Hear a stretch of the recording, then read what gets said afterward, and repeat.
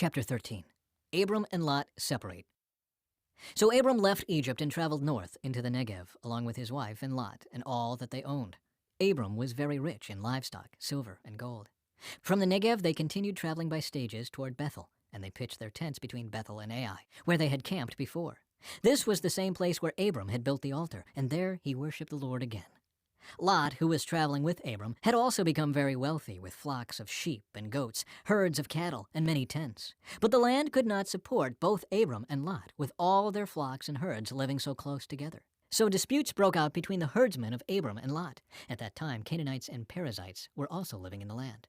Finally, Abram said to Lot, "Let's not allow this conflict to come between us or our herdsmen. After all, we are close relatives.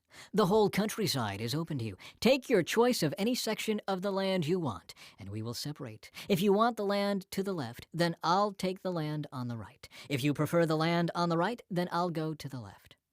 Lot took a long look at the fertile plains of the Jordan Valley in the direction of Zoar. The whole area was well-watered everywhere, like the garden of the Lord or the beautiful land of Egypt. This was before the Lord destroyed Sodom and Gomorrah. Lot chose for himself the whole Jordan Valley to the east of them. He went there with his flocks and servants and parted company with his uncle Abram. So Abram settled in the land of Canaan, and Lot moved his tents to a place near Sodom and settled among the cities of the plain. But the people of this area were extremely wicked and constantly sinned against the Lord. After Lot had gone, the Lord said to Abram, "Look as far as you can see in every direction, north and south, east and west. I am giving all this land, as far as you can see, to you and your descendants as a permanent possession. And I will give you so many descendants that like the dust of the earth they cannot be counted. Go and walk through the land in every direction, for I am giving it to you." So Abram moved his camp to Hebron and settled near the oak grove belonging to Mamre.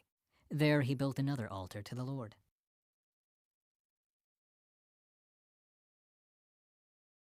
Chapter 14. Abram Rescues Lot. About this time, war broke out in the region. King Amraphel of Babylonia, King Arioch of Elasar, King Chedorlaomer of Elam, and King Tidal of Goyim fought against King Bera of Sodom, King Bersha of Gomorrah, King Shinab of Admah, King Shemeber of Zeboim, and the king of Bela, also called Zoar. The second group of kings joined forces in Siddim Valley, that is, the Valley of the Dead Sea. For 12 years they had been subject to King Chedorlaomer, but in the 13th year they rebelled against him. 1 year later, Chedorlaomer and his allies arrived and defeated the Rephaites at Ashtaroth-Karnaim, the Zuzites at Ham, the Emites at Sheva Kiriathaim, and the Horites at Mount Seir, as far as El Paran at the edge of the wilderness. Then they turned back and came to En-Mishpat, now called Kadesh, and conquered all the territory of the Amalekites, and also the Amorites living in Hazazon Tamar. Then the rebel kings of Sodom, Gomorrah, Admah, Zeboim, and Bela, also called Zoar, prepared for battle in the Valley of the Dead Sea. They fought against King Chedorlaomer of Elam, King Tidal of Goyim, King Amraphel of Babylonia, and King Arioch of Elasar, 4 kings against 5. As it happened, the Valley of the Dead Sea was filled with tar pits, and as the army of the kings of Sodom and Gomorrah fled, some fell into the tar pits, while the rest escaped into the mountains. The victorious invaders then plundered Sodom and Gomorrah and headed for home, taking with them all the spoils of war and the food supplies. They also captured Lot, Abram's nephew who lived in Sodom, and carried off everything he owned. But one of Lot's men escaped and reported everything to Abram the Hebrew, who was living near the oak grove belonging to Mamre, the Amorite. Mamre and his relatives Eshcol and Aner were Abram's allies. When Abram heard that his nephew Lot had been captured, he mobilized the 318 trained men who had been born into his household. Then he pursued Chedorlaomer's army until he caught up with them at Dan. There he divided his men and attacked during the night. Chedorlaomer's army fled, but Abram chased them as far as Hobah, north of Damascus. Abram recovered all the goods that had been taken, and he brought back his nephew Lot, with his possessions and all the women and other captives. Melchizedek blesses Abram. After Abram returned from his victory over Chedorlaomer and all his allies, the king of Sodom went out to meet him in the valley of Sheva, that is, the king's valley. And Melchizedek, the king of Salem and a priest of God Most High, brought Abram some bread and wine. Melchizedek blessed Abram with this blessing. "Blessed be Abram by God Most High, creator of heaven and earth, and blessed be God Most High, who has defeated your enemies for you." Then Abram gave Melchizedek a tenth of all the goods he had recovered. The king of Sodom said to Abram, "Give back my people who were captured, but you may keep for yourself all the goods you have recovered."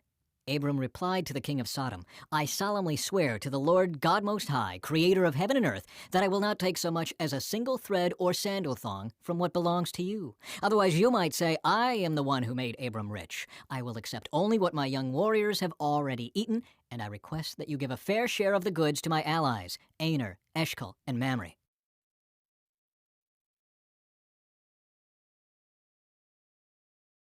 Chapter 15. The Lord's Covenant Promise to Abram.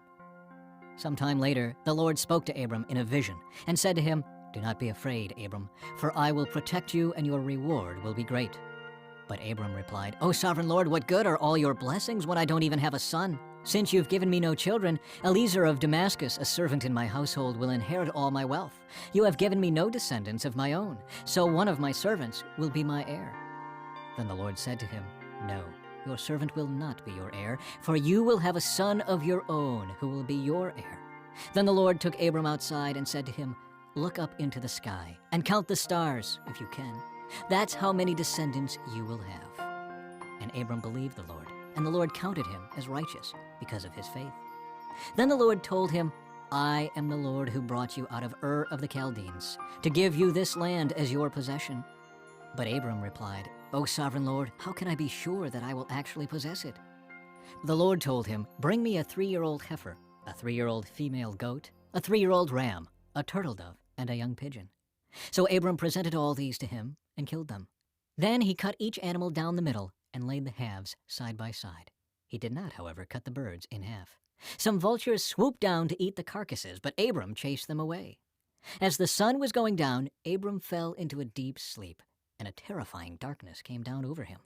Then the Lord said to Abram, You can be sure that your descendants will be strangers in a foreign land, where they will be oppressed as slaves for 400 years, but I will punish the nation that enslaves them, and in the end they will come away with great wealth. As for you, you will die in peace and be buried at a ripe old age. After 4 generations, your descendants will return here to this land, for the sins of the Amorites do not yet warrant their destruction. After the sun went down and darkness fell, Abram saw a smoking firepot and a flaming torch pass between the halves of the carcasses. So the Lord made a covenant with Abram that day and said, I have given this land to your descendants all the way from the border of Egypt to the great Euphrates River, the land now occupied by the Kenites, Kenizzites, Cadmonites, Hittites, Perizzites, Rephaites, Amorites, Canaanites, Girgashites, and Jebusites.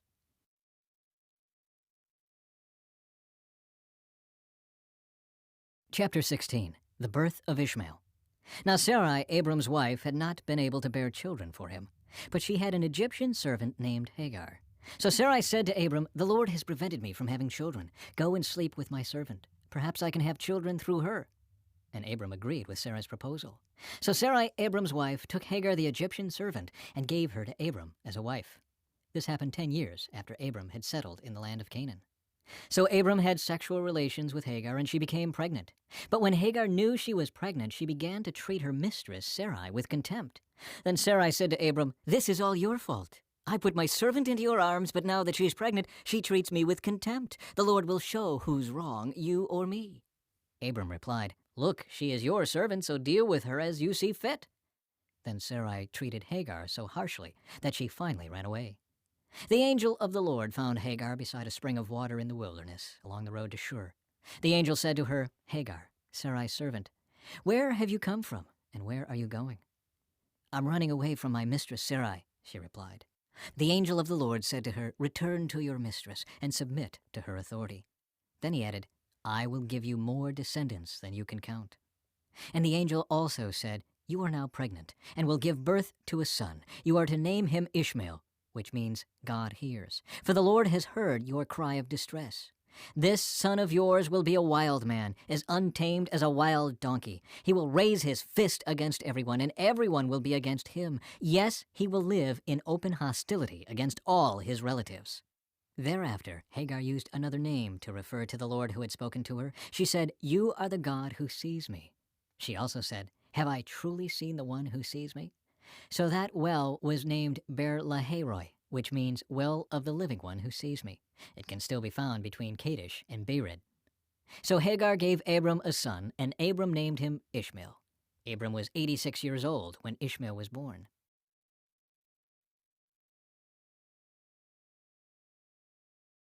Chapter 17. Abram is named Abraham. When Abram was 99 years old, the Lord appeared to him and said, I am El Shaddai, God Almighty.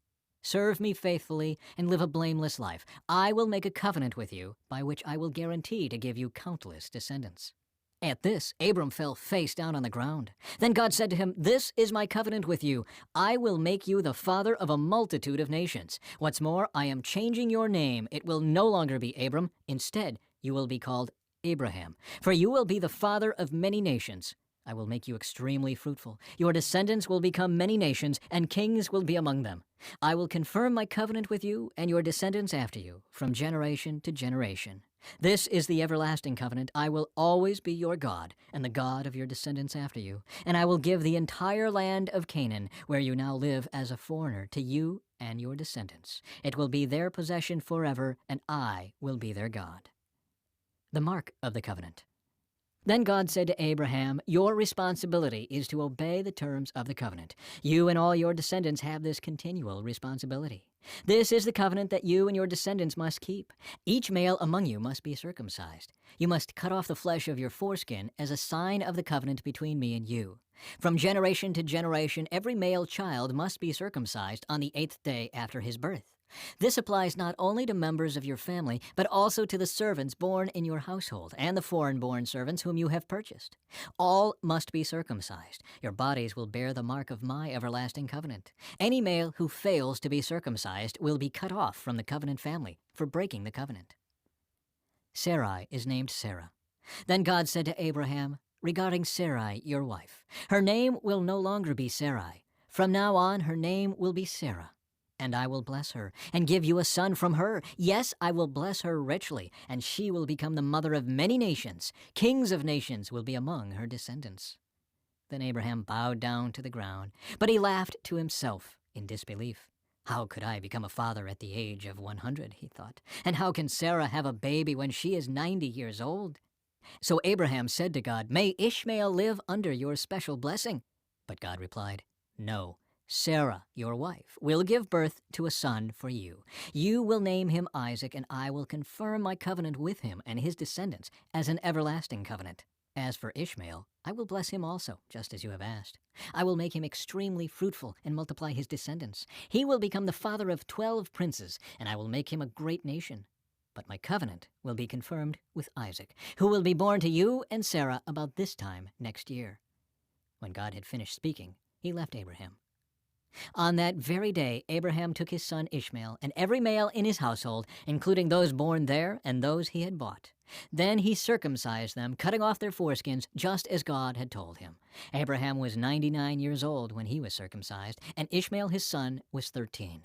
Both Abraham and his son Ishmael were circumcised on that same day, along with all the other men and boys of the household, whether they were born there or bought as servants. All were circumcised